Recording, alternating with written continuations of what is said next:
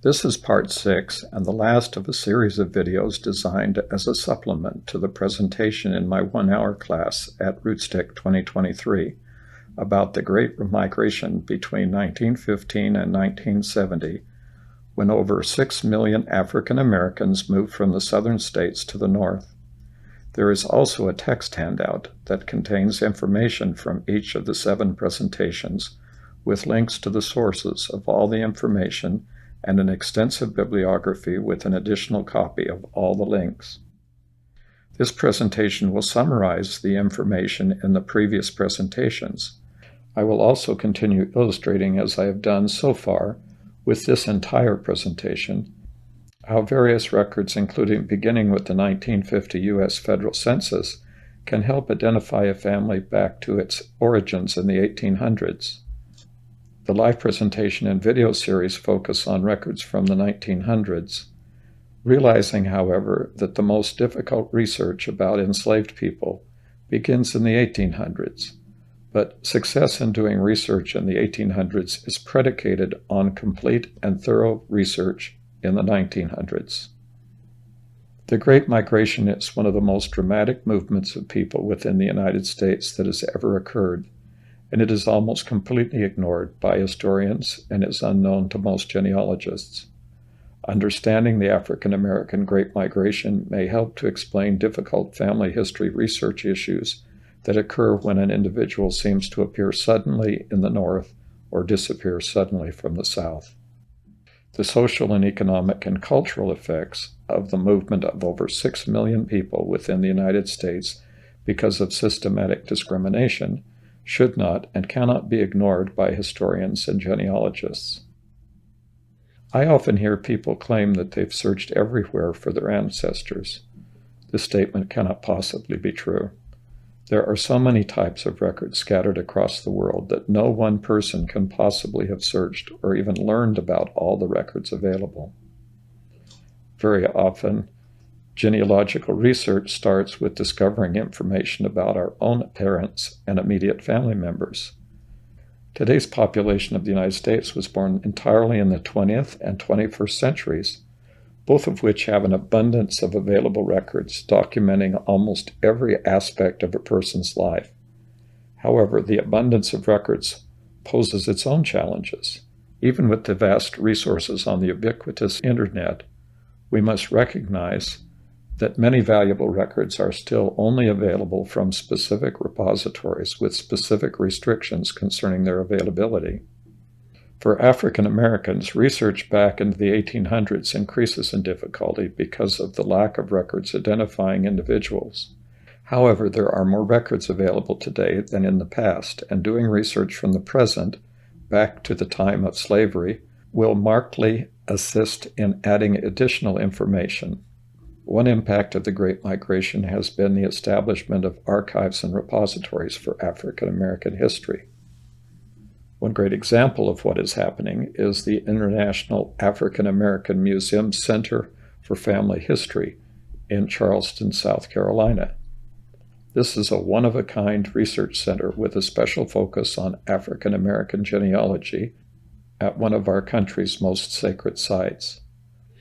The museum has been under construction and development for years, and the museum opens on January 21st, 2023. And so by the time of RootsTech 2023, it will already be open.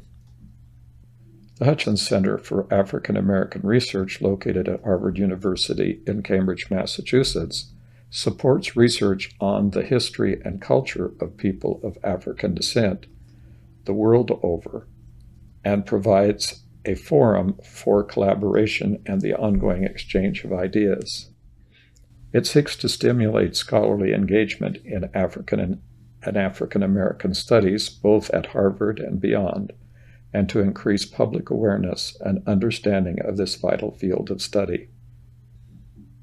The Schomburg Center for Research in Black Culture in Harlem, one of the New York Public Library's renowned research libraries, is a world-leading cultural institution devoted to the research, preservation, and exhibition of materials focused on African American, African diaspora, and African experiences. The African American Research Center of the History, Philosophy, and Newspaper Library of the University of Illinois is one of several units responsible for building the University Library's African American Studies collection. The University Library African American Studies collection includes materials on the Black experience in the Americas and worldwide outside of Africa. Consisting of more than 100,000 volumes, the collection is distributed throughout the university's various libraries, with the largest number located in the main library book stacks. There is also an increasing amount of information to help researchers identify their enslaved families. One guide to moving back before 1870 is an article by Kimberly Powell entitled African American Family History Step by Step. She urges the researcher to do the research back to 1870 before attempting to research the first enslaved people in an ancestral line. Quoting from a Wikipedia article entitled History of African Americans in Philadelphia, quote, World War I brought an influx of Black migrants from the rural South who moved to Philadelphia, lured by wartime jobs there during the Great Migration. As a result, the Black population of Philadelphia doubled from 63,000 in 1900 to 134,000 in 1920. Most of the new residents came from rural backgrounds and were working poor. The article goes on to state, by the time the American Revolution broke out in 1775, slaves were 1/12 of the roughly 16,000 people who lived in Philadelphia. Recent 2010 estimates by the U.S. Census Bureau put the total number of people living in Philadelphia who identify as Black or African American at about 644,287, or 42.2% of the city's total population. Both World War I and World War II had a huge impact on the movement of African Americans from the South due to increased employment demand.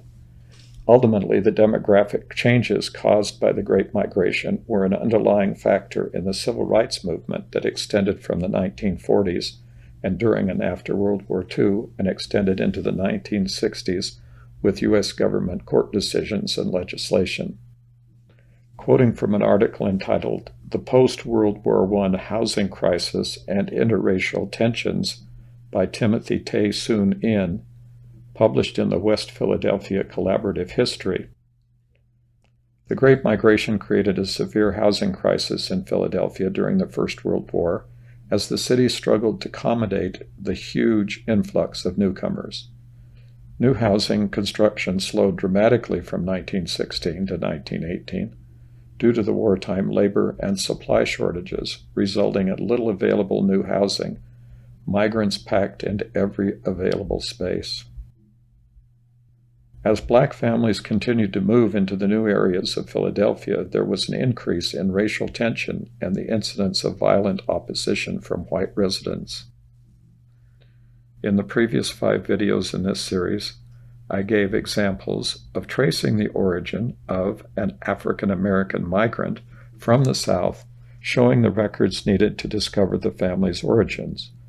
As I have also mentioned in the previous videos in this series, I am using Ancestry.com as my primary record source because at the time these videos were created, they had a complete index to the 1950 U.S. Census. In the 1950 U.S. Federal Census, Leland Glover was 30 years old and was born in South Carolina. He was working in a shoe factory as a shoe finisher. His wife, Rosina, was 25 years old and was at home. They had a daughter and a son living with them at 1113 Ogden Place, Philadelphia. Here is a screenshot from Google Maps showing what the address looks like today. It appears that the whole area has been reconstructed in the past 70 years. Beyond the census records, the first document I found was a marriage record for Leland Glover and Rosina Walker. This record was found in both the Philadelphia, Pennsylvania U.S. Marriage Index, 1885 to 1951, and the Pennsylvania U.S. marriages 1852 to 1968. They were married in Philadelphia in 1945. The record adds a maiden name for Leland's wife. It turns out that Ancestry.com found another individual with the same name in the same place at about the same time. But further research indicated that this person died as a result of injuries in World War II. It is important to do additional research for all the records you find to make sure you're not making the same name, same person mistake. Don't expect to find genealogical records in chronological order. In this case, I found an interesting record from the U.S. Social Security Application and Claims Index, 1936 to 2007.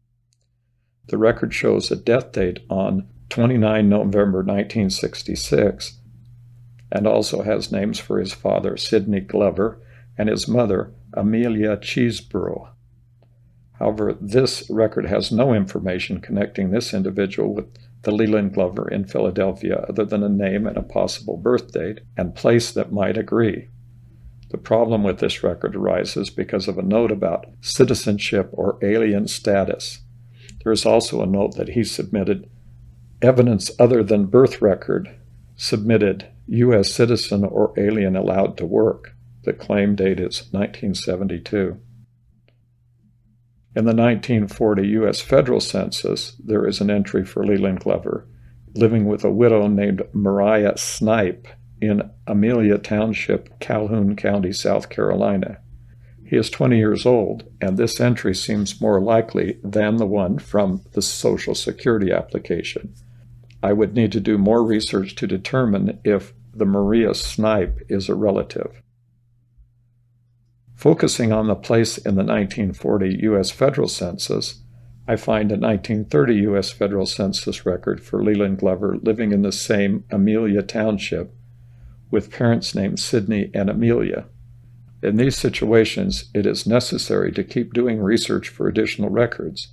It is important to find all the possible census records to see if there is some kind of continuity. Here's a copy of the 1920 U.S. federal census that is consistent with both the records for 1940 and 1930. Consistent with the location in Amelia, Calhoun, South Carolina, I find a birth record showing his birth date as 12 August 1919, with his parents indexed on Ancestry.com as Sidney Glover and Anila Duarsor. The surname for his mother is different from the one given in the Social Security record. The South Carolina certificate of birth is clear, however, that his mother's maiden name is recorded as Amelia Cheeseborough and wrongly indexed on Ancestry. There is still a mystery about the alien status mentioned in the later Social Security record. One possible solution is that Leland could not produce a copy of his birth certificate in 1972, and so he was designated as either an alien who could work or a citizen. Either way, the document is a mystery. His date of death is further supported by the U.S. Social Security Death Index 1935 to 2014 and his last residence in Philadelphia, Pennsylvania. Further research could clarify the information, but here it is time to look at his father's records. His father is Sidney Glover, who appears in the U.S. Federal Census records for 1920 and 1930, I have already discussed. Sidney Glover is in the 1910 U.S. Federal Census with his father Haynes Glover and his mother Edith. There is also a marriage record for Sidney's son Ernest showing his mother's name as Amelia Cheeseborough. The cumulative evidence supports my conclusion about the identity of these people, but there is always the possibility that all this is wrong. There are a lot of record sources we could examine, but the scope of my example is to identify the family back to the 1800s, and Sidney's parents were very likely enslaved people. As this video concludes the series, it is important to remember that learning about the scope and implications of the Great Migration continues. There is really no end to the research that can and will likely be done, and the discoveries that may be made. There are also many more records. Please remember that there is an extensive handout that contains footnotes to all the sources used in my live presentation and this 6 video series. Thanks for watching.